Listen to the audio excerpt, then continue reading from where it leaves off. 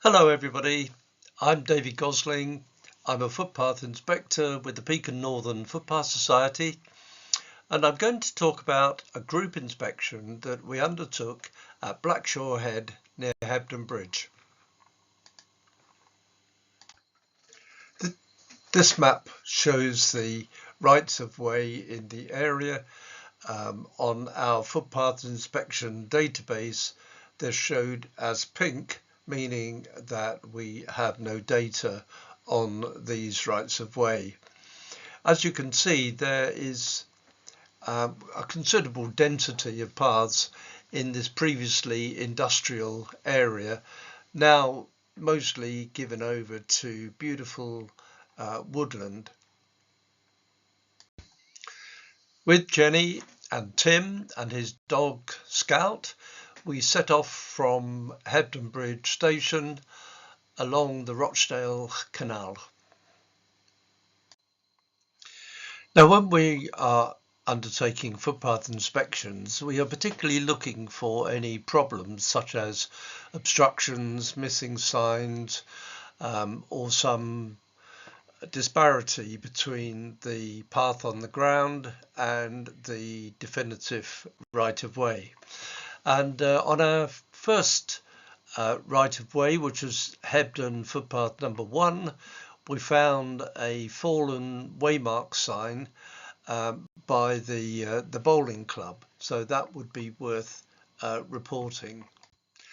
As we climbed up the side of the hill on footpath 84, we found signs saying that the path had been diverted around a property, and this would be something that we would check at home to see whether that diversion is indeed an official one.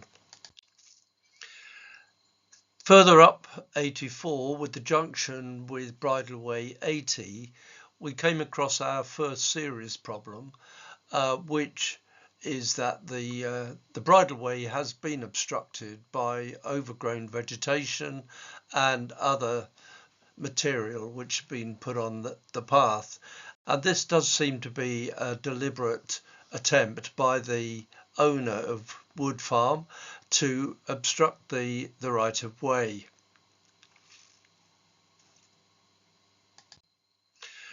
We also found this sign which suggested that you could go in two directions, but not the one which is straight on, which would take you past Wood Farm. So this does appear to be a deliberate attempt to mislead walkers.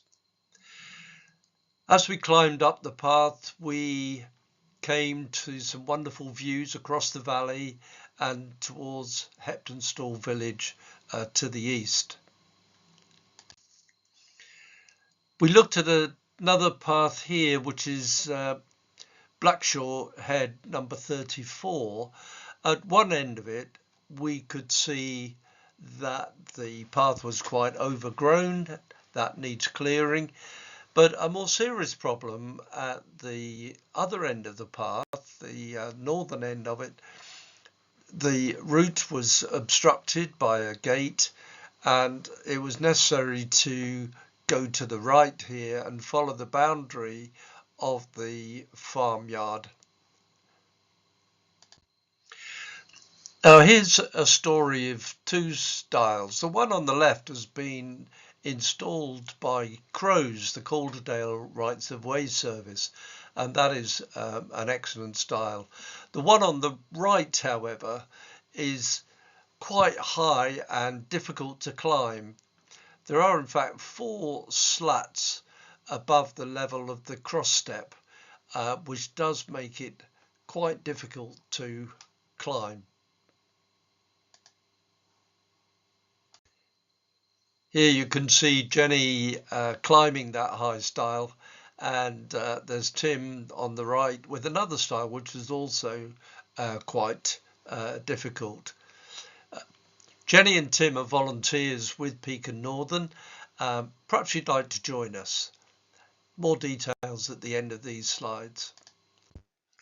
After we'd had some butters in the sunshine, we split up and Jenny looked at footpaths 59 and 62, and Tim and I descended steeply through the woodlands on Blackshaw 71.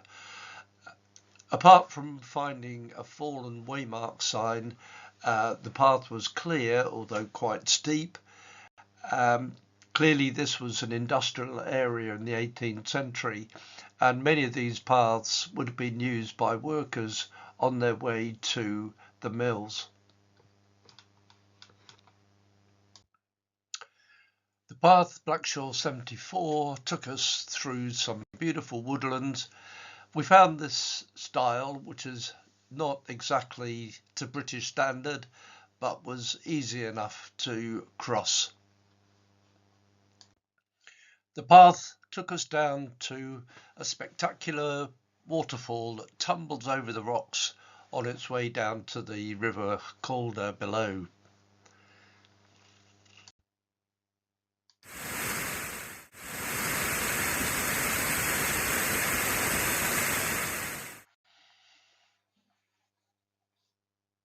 We began to get views across the valley towards Stoodley Pike,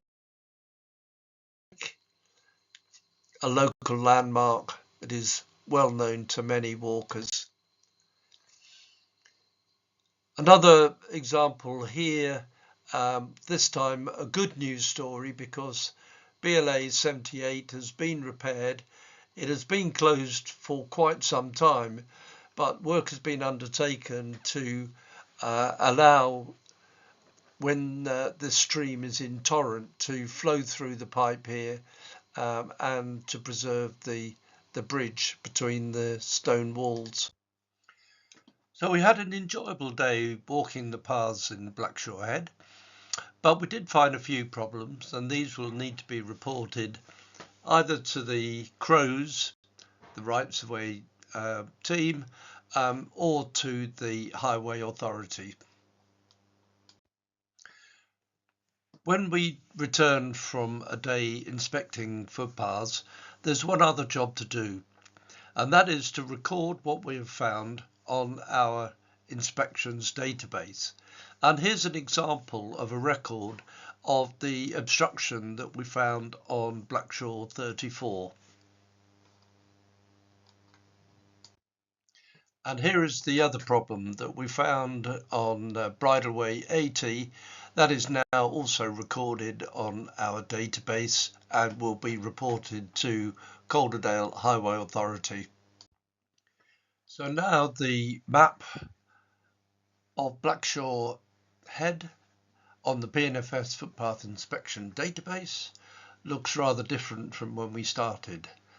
Before we did our inspections, it was mostly in that pink or purple colour, showing we had no data. Now it is mostly green, that is to say clear paths, and there are 3 that are yellow, which means that they have a fault. So that's pretty good progress for half a day's walking between 3 of us. You can help us at Beacon Northern by reporting faults to us using the Path Checker app, or you can go on our website, and we would love to see you joining us on footpath inspections, or maybe there are other volunteering roles that you'd be interested in. So we hope to see you soon at Beacon Northern Footpath Society.